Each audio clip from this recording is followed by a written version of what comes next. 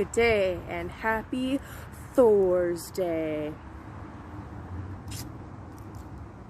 This here, my friends, this is a Thor's hammer.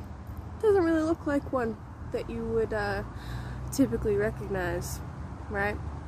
Yeah, that's because this, my friends, is a copy of a design dug up that dates back from before the Christians came and influenced the design of Thor's hammer. On my arm here, it's kind of big. It's kind of big. That was on purpose. Yeah. So once they started designing the hammers with it flaring out at the top like this, essentially what they were doing is they were incorporating the Christian cross into the hammer design so that they could keep their traditions while still bowing to their new Christian overlords. Happy Thursday!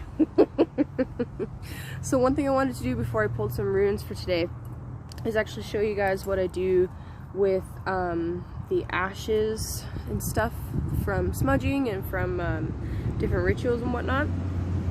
So I collect them, and I don't throw them away. What I do is I offer them back to the earth in some way, whether bury it in the garden or put it in a bush somewhere, or put it with the flowers, whatever I feel like, whatever's calling me in that moment.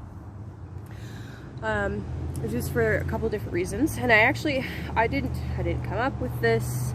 It didn't come to me intuitively. I actually picked this up from a beautiful, beautiful woman from the Blood Tribe, from Siksika Nation. Yes.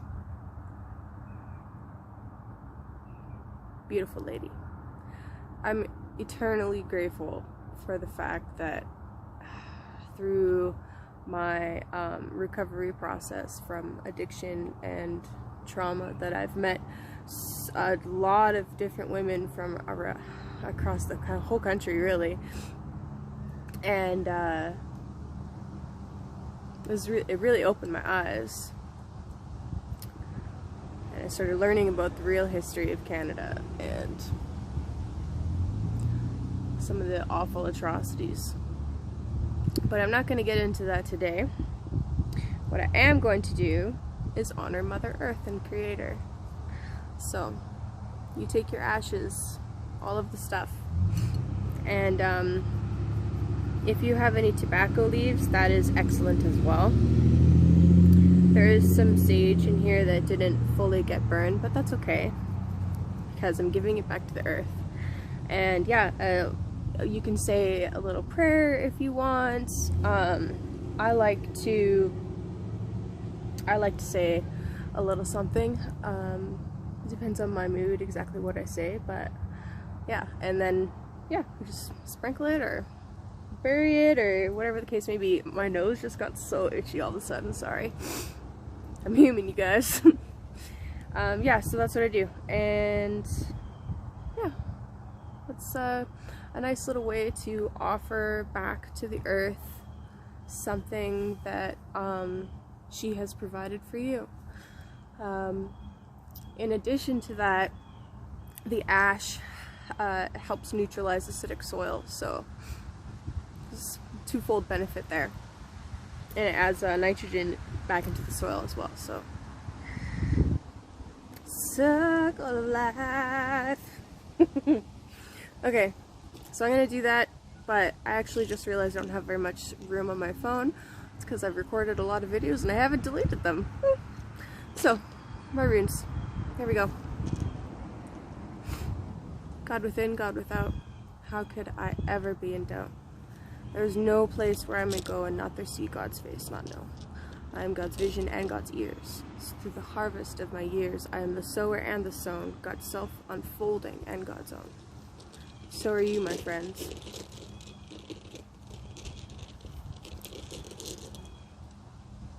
Okay, 4 wanted to come out today.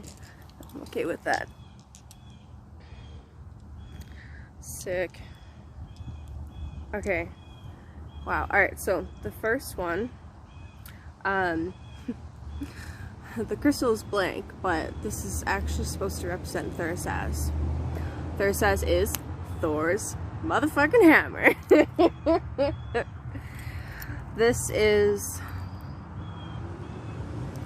a forceful blow. Think of a hammer, right?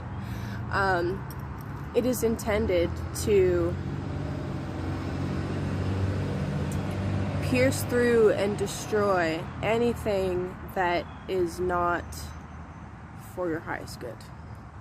It's the basic gist of that. Anzus is the next one.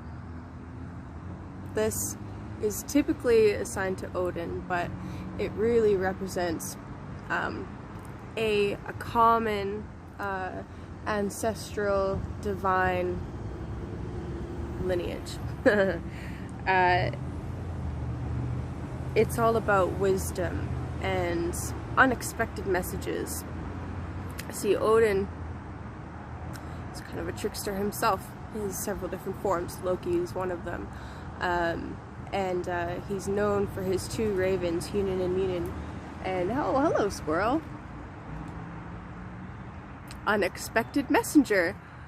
I would suggest looking up what squirrels mean. That was not a coincidence. I do not believe in coincidence. That was so cool. Okay, anyway. And he's black, too. Hunin and Munin are ravens. They're black. So anyway, expect unexpected messages from unexpected places. And then Jera. This is the harvest. This is a passage of time and the cycle of time and how, you know, time ebbs and flows. And the message really is to be patient because, you know, there's a time and a season for everything. Right now is a great apple season, right? You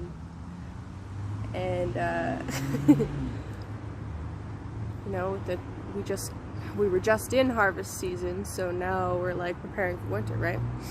And then the last rune is Vunjo. This is a rune for happiness. And as with my videos for the last couple days, I'm actually going to grab my book and I might read from you a little bit about these, but the overall message that I'm getting from this just before I go into my book is we're in a major transition from one time period to the next, and use your words wisely and make sure that the words you are allowing to absorb into your consciousness, you give them a very serious look and filter. So be conscious of the media that you're consuming and how you use your words, especially while we're in this Mars retrograde period. Mars is now square Pluto, so there's definitely going to be some control issues coming up for people. Yeah, anyway, so hold on just 1 minute, I'm going to pause. Okay, very, very interesting. I looked all of these up, and there is two ways to look at this, both positive and negative, okay? So with Thursaz, with Thor's hammer, it's definitely, like I said, like a brute, sudden smashing force. It's the result of two polarizing energies coming together and going bang! So one of the things that my book just said is that it's possible that you may actually, the positive manifestation is smashing through great barriers. Negative manifestation could be that we struggle or risk danger from the opposite sex. And then with Anzus, as I was saying, be careful about the words that you are allowing to come into your psyche, right? The other thing is if you're not careful, can definitely lead to delusion.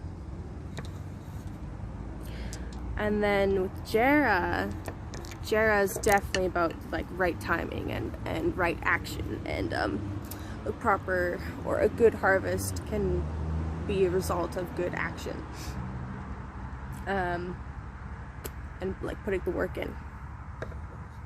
However, the negative of Jera is there's a potential of getting stuck in cyclical cycles. So if you have a pattern of getting involved with relationships that are of a toxic nature, and you're stuck in that thought process of, well, just stuck in that process, this could be a very big warning for you to not proceed further and to focus on inner and outer balance, which is what Vunjo is also about. So this is a very big warning to anyone, especially with these transits going on right now. If you are in a more toxic situation, or are stuck in a cyclical cycle with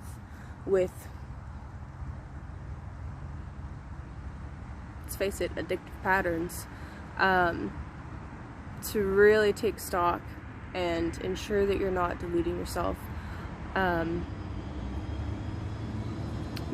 just be cautious. Just be cautious. And the nice thing about Therisaz is you can use this force to break through that pattern, break through that mental stuckness. Yeah. Good luck out there. If you need a personal reading, email me. My email's down below. Have a good Thursday.